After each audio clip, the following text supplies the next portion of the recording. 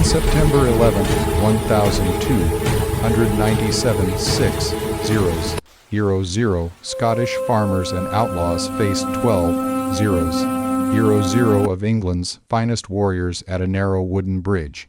By sunset, the mighty English army lay shattered. Thousands drowned in the River Forth, and their commander's skin would become a belt. This is how peasants broke an empire, 2 horsemen wide, that's all. A bridge so narrow it would doom an entire army. The fate of Scottish independence and the future of Britain itself would be decided not by noble knights, but by common men wielding farming tools against the greatest military machine in medieval Europe. By the end of this video, you'll understand how William Wallace turned geography into a weapon, why trained knights drowned in their own armor, and how a tax collector's greed led to the most humiliating military disaster in English history. You'll discover the deadly mathematics that turned a bottleneck into a slaughterhouse, why the English commander ignored a perfect alternative strategy, and the gruesome fate of Hugh de Cressingham that shocked medieval Europe. Why did Wallace wait so long to spring his trap? What made the bridge collapse at the perfect moment? How did a minor noble's murder in Lanark lead to this moment? How could peasants with spears defeat armored knights? Why did professional soldiers walk into such an obvious trap? Scotland's 700-year destiny hinged on 60 ft of rotting wood. The personal vendetta between Wallace and Cressingham would end in ways that made hardened warriors sick. Let me set the stage for the day farming tools defeated steel. Edward I earned his name Hammer of the Scots by breaking Wales first. When he turned his attention north, Scotland trembled. The Berwick massacre showed his intentions. Even the priests died screaming. In one day, Edward's army killed 500 civilians. The message was clear: submit or perish. But here's what the English didn't know. From this brutality emerged 2 unlikely champions. William Wallace, the outlaw knight, watched English soldiers murder his father. Andrew More, the northern phoenix, saw his lands seized by foreign nobles. Neither were born to lead armies. Wallace was minor nobility at best, More barely more, yet these 2 would unite a broken nation. Hugh de Cressingham, Edward's treasurer in Scotland, embodied everything Scots despised. Grossly overweight, openly corrupt, he taxed Scottish churches to fund English wars. He lined his pockets while Scottish children starved. Chroniclers describe him as smooth-tongued and cruel, a man who enjoyed humiliation more than money. The ragman rule, humiliation, had crushed Scottish pride. Every noble forced to sign, acknowledging Edward as overlord. Those who refused lost everything. Scotland seemed finished as an independent kingdom. John Balliol, their king, sat imprisoned in the Tower of London. No leadership, no hope, no future. Then physics took over. Wallace's uprising began with personal vengeance. In May 1297, he killed William Heselig, sheriff of Lanark, who had murdered Wallace's wife. What started as vendetta became revolution. Farmers grabbed sides. Blacksmiths forged spear points. Outlaws emerged from forests. Moray simultaneously raised the north. His tactical genius complemented Wallace's charisma. Together they won small victories, gathering momentum. By September, they controlled everything north of the Forth. But controlling countryside meant nothing if they couldn't face Edward's armies in open battle. The English response was massive. John Duiran, Earl of Surrey, led the force north. A veteran of Welsh campaigns, Surrey knew how to break rebellions. With him came the might of occupied Scotland, nobles who'd submitted to Edward, now forced to fight their countrymen. But how do outlaws and farmers challenge an empire? The English army assembled at Stirling was a mechanical masterpiece of medieval warfare. 2-0 heavy cavalry, each knight carrying 6,080 lb of steel armor. 8-0 infantry, professional soldiers drilled in formation fighting. Welsh longbow bowmen, fresh from conquering their own homeland, now aimed at Scotland. The total force approached 12,000 men. What happened next defied every rule of medieval warfare. The weight statistics alone told the story. A mounted knight in full plate carried 250 total. Armor, weapons, horseping. Their destrias, massive war horses, weighed 1,500 lb. On solid ground, this combination was unstoppable, but momentum is a merciless master. The Scots had developed something new. Schiltrons, these hedgehogs of death, were circular formations of spearmen, weapons extending 124 ft. While an English knight's sword reached maybe 6 ft, Scottish spears created a killing zone twice that distance. Common men standing together could create an impenetrable wall of steel points. Wallace and Moray positioned their forces on Abbey Craig, a volcanic rock formation north of the bridge. From this height they could count every rivet in English armor. The slope provided perfect momentum for a charge. The narrow approach to the bridge created a natural funnel. Geography became a Scottish weapon. The mathematics were brutal. Surrey faced a command crisis. Hugh Cressingham, as treasurer, controlled the purse strings. Every day's delay cost money. Feeding 12,000 men drained Edward's Scottish revenues. Cressingham pushed for immediate attack. Surrey, the experienced commander, wanted to scout for alternatives. A Scottish knight in English service, Sir Richard Lundy, offered crucial intelligence. He knew a ford at Drip, where 60 horsemen could cross abreast. The entire army could be across in hours, flanking Wallace's position. Surrey considered this seriously. Cressingham exploded in rage. More delays meant more expense. But Wallace had calculated something else. Pre-battle negotiations revealed the stakes. Surrey sent Dominican friars to offer terms.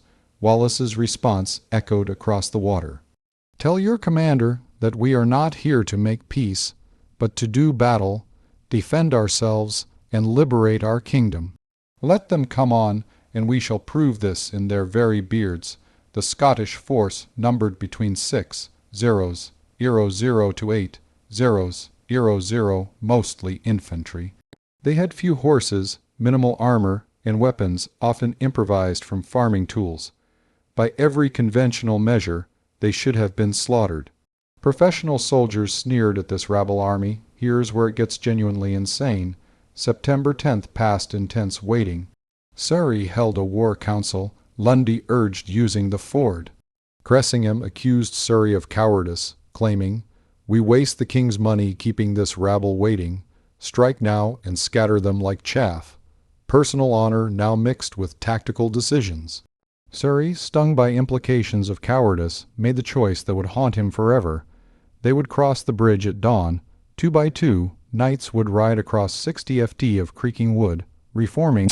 On the north bank before advancing, Wallace watched from Abbey Craig, every detail perfect. The marshland on either side of the northern bridgehead would trap cavalry. The narrow causeway beyond prevented rapid deployment. His men waited in woods, invisible from below. At dawn on September 11th, the trap was set. 5:00 a.m. English drums shattered the morning silence. Mist rose from forth, cloaking both armies in gray obscurity. The bridge materialized from fog like a pathway to doom. 60 ft long, 6 feet wide wooden planks groaning under their own weight. The next 60 seconds would haunt Surrey forever. The statistics of crossing were merciless. 2 horsemen every 30 seconds. At that rate, moving 2:00 cavalry would take over 8 hours. Infantry could move faster, 4 men abreast, but still face the bottleneck. Simple mathematics that every commander should recognize. Wallace's scouts reported the first riders mounting the bridge at 5:30 a.m. English knights in full battle array, lances, vertical shields bearing the 3 lions of England. The wooden structure sagged visibly under each destria's weight. Planks designed for cart traffic now supported war horses and steel, but the river had other plans. The Forth ran deep here, 15 ft at the bridge pilings. the current swollen by September rains pulled strongly eastward. Any man who fell would face instant crisis. Armor doesn't float. The weight that protected on land became a death sentence in water.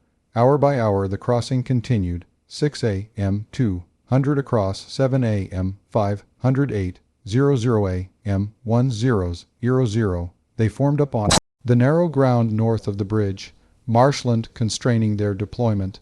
Standard procedure would demand securing high ground before continuing, but Cressingham pushed forward from the south bank. Then came the sound no commander wants to hear. Scottish pipes, faint but growing, Wallace's men stirring on Abbey Craig, yet still they didn't attack. English knights grew confident. The Scots were cowards, afraid to face them. More riders crossed. 9:00 a.m. 2010, 00 a.m. 3500. What Surrey saw next broke him. He remained on the south bank, watching his army feed itself piecemeal into Wallace's killing ground. His experienced eye recognized the trap, but Cressingham's political pressure and his own committed forces prevented withdrawal. Once you start crossing, stopping shows weakness. By 11:00 a.m. 50:00, English soldiers crowded the north bank. Heavy cavalry in front, infantry packed behind, archers struggling to find clear shooting positions. The marshy ground sucked at horses' hooves. Formation discipline collapsed in the press of bodies. Wallace watched, waited. His commanders grew restless. Now they asked. Not yet, he replied. Let more cross. Let them pack tighter. Let confidence become arrogance. The English began advancing toward Abbey Craig's base. Exactly as planned. Here's the detail. Chroniclers tried to hide. Some English soldiers reported unease. The bridge groaned constantly now. Horses whinnied nervously, sensing danger their riders ignored. A few knights suggested halting until more forces crossed. Cressingham himself had just mounted the bridge, his excessive weight making planks bend visibly. But drowning knights make a specific sound. At 11:15 a.m., with Cressingham halfway across and 5:00 English troops packed into the killing ground, Wallace judged the moment perfect. The English vanguard had moved far enough from the bridge to prevent quick retreat. The narrowness of firm ground prevented proper battle formation. Scottish swimmers had spent the night in the water, hidden among the bridge pilings. Their job: weaken key supports when the signal came. Cold September river water had numbed them nearly senseless. But they waited. Everything depended on timing. The mathematics of massacre was simple. 5:00 men in a space meant for 1:00 cavalry that couldn't charge in bog, infantry that couldn't form ranks, archers with no clear fields of fire. Against them 6:00 Scots holding high ground with gravity and momentum as allies. Wallace rose from concealment, raised his sword high. The sun, finally burning through mist, caught the blade. Every Scottish eye fixed on that single point of light. English soldiers, even at distance, felt the moment's weight. They're moving. English scouts screamed. But packed in the marshy bottleneck, the army couldn't respond properly. Horses turned in circles. Infantry stumbled into each other. Officers shouted contradictory orders. But geography doesn't choose sides. As Scottish forces poured down Abbey Craig's slopes, the English faced a terrible realization. The bridge behind them, their only retreat, could handle 2 horses fleeing as slowly as 2 horses advancing. Mathematics had become their enemy. Then Wallace raised his sword, and hell was unleashed. The charge down Abbey Craig shook the earth itself. 6:00 Scots running full speed down a volcanic slope, many barefoot for better grip, screaming war cries that merged into one terrifying roar. The ground trembled under their combined weight. English war horses trained for battle still shied at the approaching wall of humanity. What followed wasn't battle, it was geometry. The schiltrons hit first. These circular formations of spearmen, each man's 12 pike extending forward, created a hedge of death. The first English knight to meet them was Sir Mama Twang. His destrya, seeing no gap in the spear wall, tried to turn. Too late. Multiple spear points punched through horse and rider simultaneously. Twang's death scream merged with his mounts, but momentum is a merciless master. The English cavalry, packed too tightly to maneuver, couldn't avoid the collision. Horses impaled themselves on Scottish spears. Knights tumbled from saddles into the mud, their ADLB armor turning them into struggling turtles. Scottish soldiers moved among them with daggers, finding gaps in plate, armpit, groin, isolates. In the narrow space, only the English front rank could fight, but Scottish spears reached 3 ranks deep. For every English sword, 3 spear points answered. The bog grabbed at horses' hooves, stealing the cavalry's greatest asset, immobility. Within minutes, the cream of English knighthood was dying in Scottish mud. Here's where it gets genuinely insane. Welsh longbowmen, England's secret weapon, found themselves useless. Packed behind infantry, they couldn't arch shots over their own men. The few who tried hit English backs. The killing ground was too compressed, distances too short. Their feared weapon became dead weight. Then physics took over. Cressingham, still on the bridge when fighting started, spurred forward. His tremendous weight made the bridge sway dangerously. Behind him, more cavalry tried to cross to reinforce. The structure, already weakened by Scottish saboteurs, groaned ominously, but Cressingham's greed for glory overcame caution. But then, a crack like thunder. The bridge's main support beam, weakened by Scottish swimmers, split. Cressingham was directly over the break. For a moment, he seemed suspended in air, his expression shifting from rage to terror. Then, gravity claimed him. The treasurer's massive bulk crashed through splintering wood into the Forth. The next 60 seconds would haunt Surrey forever. The bridge didn't collapse completely, not yet. It sagged, twisted, but held.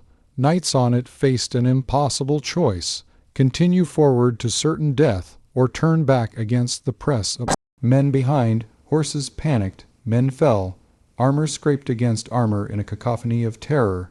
What happened next defied every rule of medieval warfare as Cressingham struggled in the water, his armor dragging him down. Scottish soldiers on the bank watched. Some later claimed he begged for help, offering vast ransoms, but these were men he'd taxed into starvation. They watched him sink. It took 90 seconds. Drowning in armor isn't quick, but then the bridge, weakened beyond endurance, gave completely. The center section, bearing dozens of knights, dropped into the Forth. The splash was enormous, water geysering up mixed with screaming men and horses. On both banks, soldiers stopped fighting to stare at the catastrophe. Here's the detail. Chroniclers tried to hide. Men in armor don't just sink, they struggle. Hands claw at buckles never designed for underwater removal. Horses, powerful swimmers without burden, drag armored riders down with them. The Forth ran red, but worse were the sounds: gurgling screams, metal scraping river stones, the peculiar silence when a helmet fills with water. With the bridge gone, the 5-0 English troops on the north bank faced annihilation. No retreat possible, no reinforcement coming. Surrey watched helplessly from the south as his army died piecemeal. Some English knights fought heroically. Most simply tried to survive. Scots pressed from all sides. Spearmen maintained formation, grinding forward inexorably. Behind them, common soldiers with farming implements, scythes, hammers, clubs finished the wounded. English nobles offered ransoms. This day none were accepted. Wallace had forbidden it. This was vengeance for Berwick. But then groups of English soldiers, desperate, tried swimming the Forth. Armor abandoned, weapons thrown aside, they entered the current. Scottish archers, inferior to Welsh longbowmen, but adequate at close range, picked them off. Bodies floated downstream for days afterward. But drowning knights make a specific sound. Those still fighting heard their comrades in the water. The Forth, 15 FD deep and running strong, became a mass grave. Chroniclers estimate 2,000 men entered the river. Perhaps 100 reached the far bank. The rest fed Scottish fish. What Surrey saw next broke him. His entire van and main battle, 5-0 professional soldiers were dying, and he couldn't help. Some junior commanders suggested forcing another crossing upstream. Surrey refused. He'd fed enough men into Wallace's meat grinder.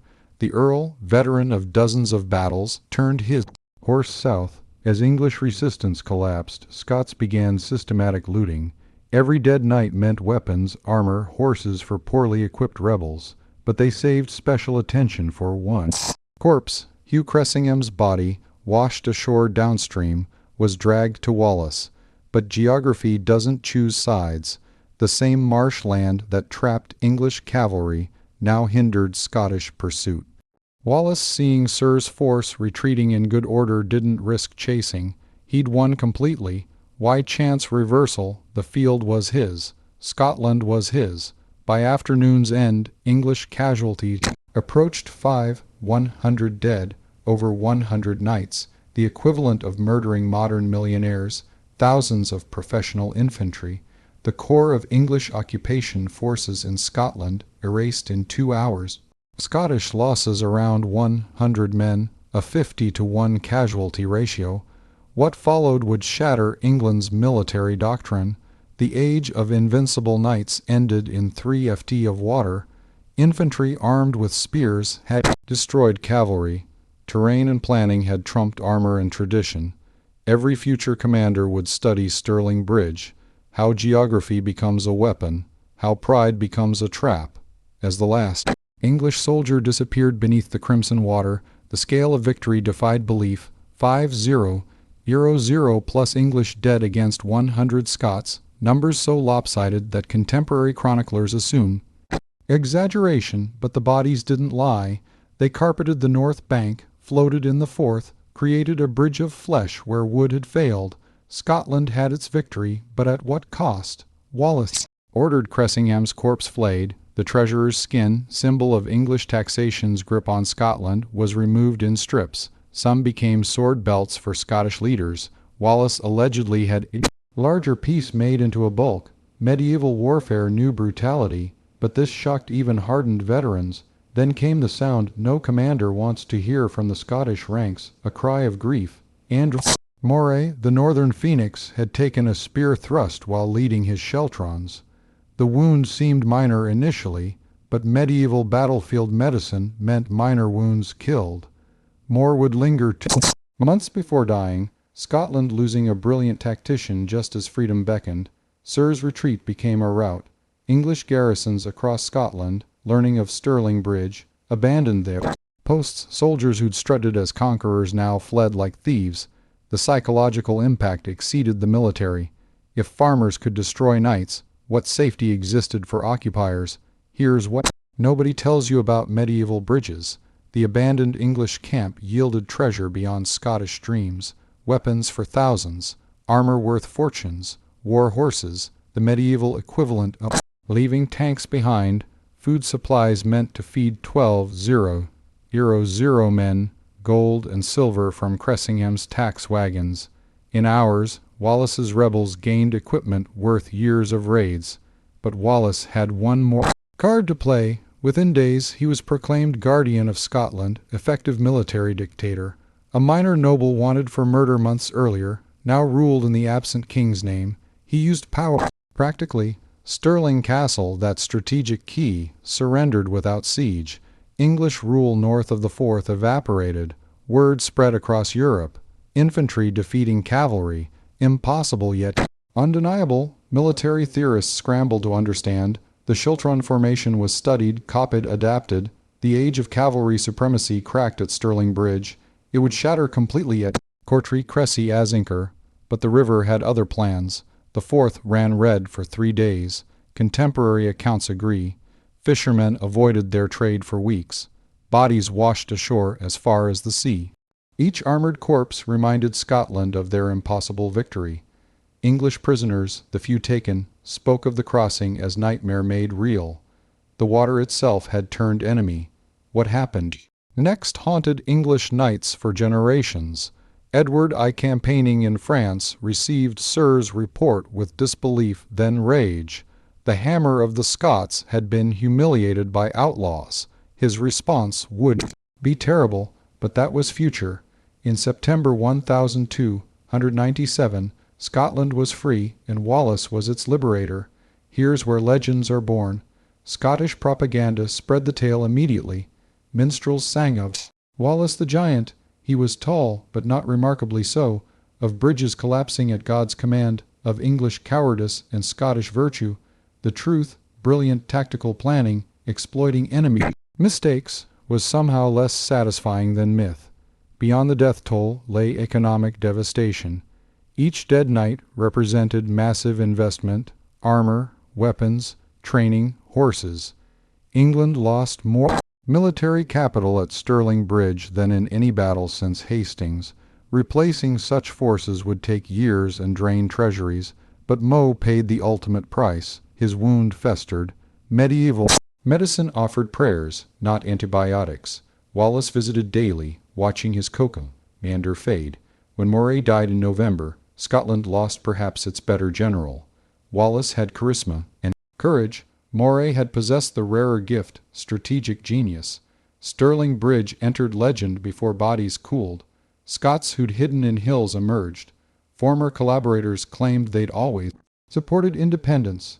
Wallace's army swelled with victory's magnetism, but experienced soldiers worried England would return. Edward I didn't accept humiliation.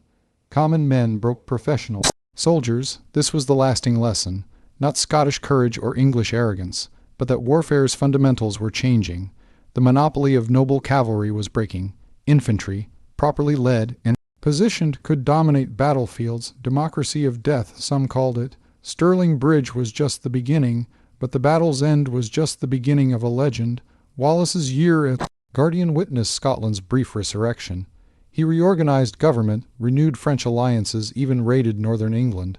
But the giant shadow of Edward I loomed. The hammer of Scots spent 1,298 preparing methodical revenge. At Falkirk, he would break Wallace's Sheltrons with coordinated archer fire, proving he'd learned Stirling's lessons.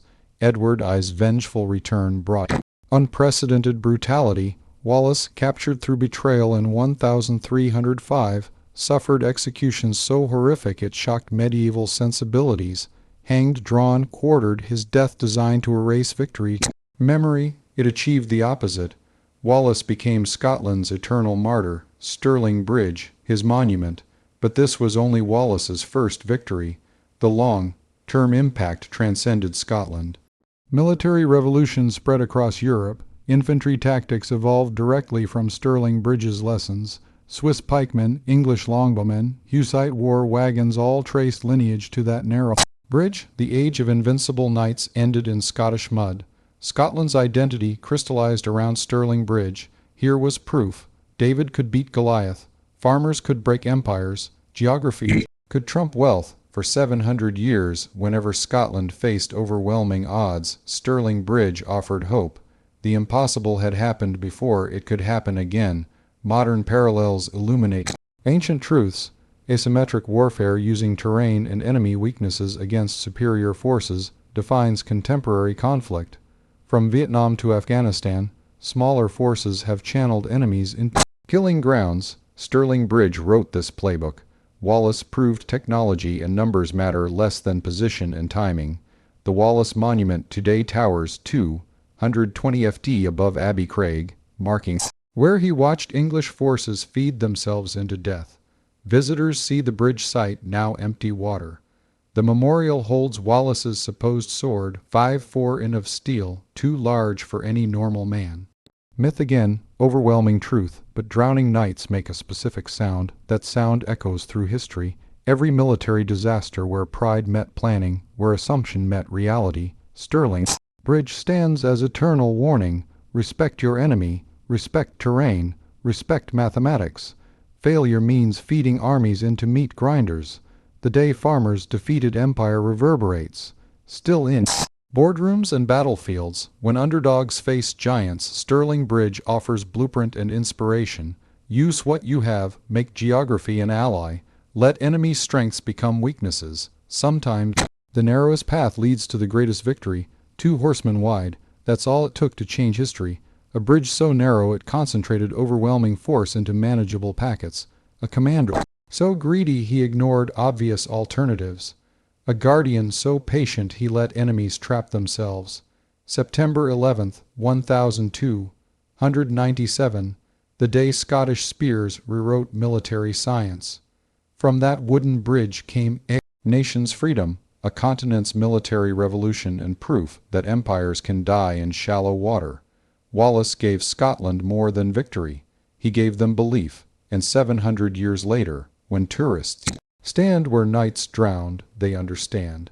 Sometimes the impossible is just mathematics, patience, and the courage to raise a sword when the moment comes.